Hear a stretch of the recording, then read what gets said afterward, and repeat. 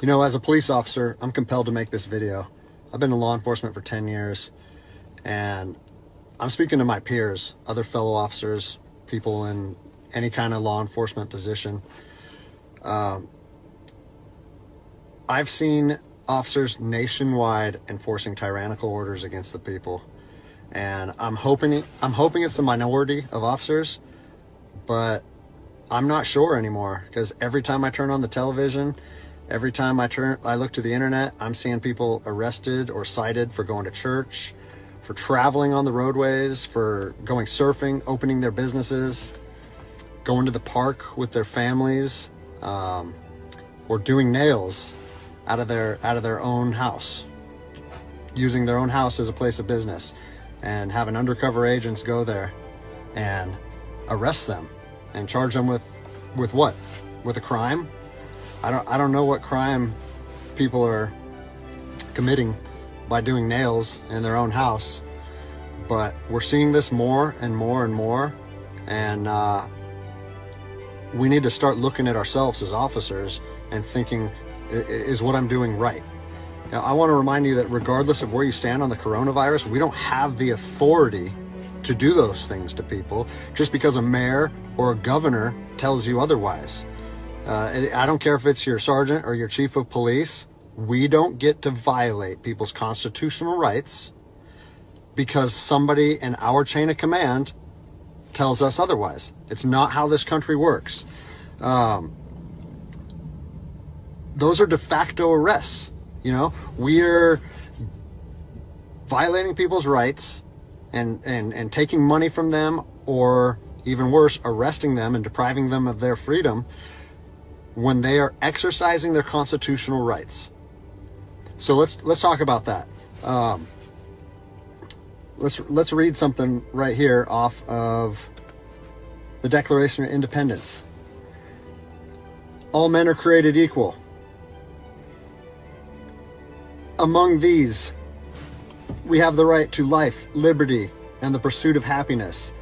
That to secure these rights, governments are instituted among men, deriving their power from the consent of the governed, meaning our power and any government official's power is derived from the people. Okay? We don't hold power over our citizens.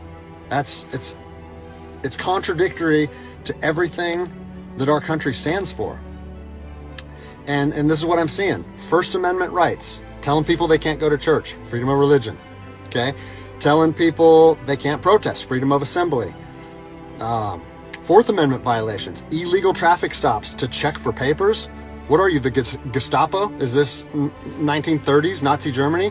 You don't get to stop people unless you have reasonable suspicion or probable cause that they have committed a crime. And I know people that have personally been stopped saying, we want to see papers showing that you're essential. David, do copy a phone call? That is not how our job works, okay? What really has been pissing me off lately is the fact that these officers that are going out here and enforcing these tyrannical orders, what they're doing is they're making my job and my safety, or they're putting my job and my safety at risk. Because what you're doing is you're widening the gap between public trust and law enforcement officers. And what that's going to do is it's going to, I mean, look at what's happened to law enforcement in the last 10 years. Less and less public trust, and more often than not, that is a result of isolated incidents that get blown out of proportion. They're not isolated anymore. They're happening every single day. And the thing that I want you guys to realize is that our power that we hold as law enforcement officers is nothing more than a facade. It's a badge and a gun. And people, you don't realize, if you haven't lived in anarchy, if you haven't seen combat, things can be stripped from people in a heartbeat. And that's what I'm afraid of. I'm afraid that these actions are going to wake a sleeping giant, i.e. the American people, okay? They are going to be put in a position where they won't have their rights trampled anymore. And us as law enforcement officers, we'll have our ability to enforce the law stripped from us in about 10 minutes. Okay? I think what is going to happen if this continues is we're going to see bloodshed in the streets. Okay? I don't want to see bloodshed in the streets on either side of this coin. I don't want to see fellow officers get injured or killed, and I certainly don't want to see citizens get injured or killed. And I promise you, most of you out there doing these tyrannical acts against our citizens, you're not ready for combat. You're not mentally or physically ready for combat in the first place. I promise you, you don't want to go through that, and I hope I never have to go through that again. You don't get to just say, well, I'm doing this because I was told to do so, or I'm following orders, or I need to keep this job. Guess what? I need to keep this job more than anybody. I have 3 young children.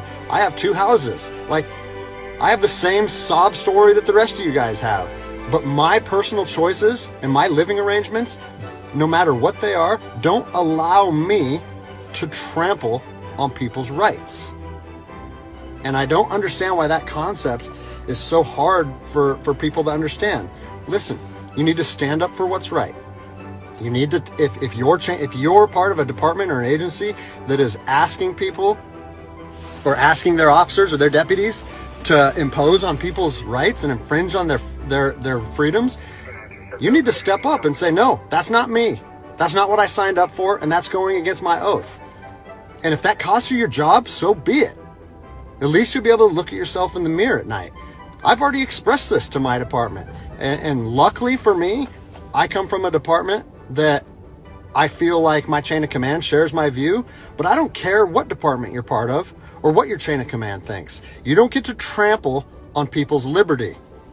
And so, as a special operations veteran, I've fought on the streets of Iraq under the U.S. government's guise of freedom. And I'm telling you what, the American people are going to you are going to wake a sleeping giant, and they are going to fight 10 times harder for their freedom on their soil than anything you've ever seen before. And if that's something you're willing to face, then keep trampling on people's rights. But I promise you, the American spirit of defiance is going to rise again, and it's going to be a big problem for our country. So I'll leave you with this, something that I learned as an E-nothing in the Army. No matter what situation you're put in, if you look inside yourself and ask yourself one question, am I doing the right thing? You ask yourself that, you know the answer. And no amount of money or no order or law or anything should be able to make you go against doing the right thing. So I'm imploring officers to look inside themselves and ask themselves, is this what I want to be doing to my citizens? And I think the answer is clear. And if we all stand up together, guess what? It'll be a non-issue, no factor, because people and law enforcement will be united like we should be.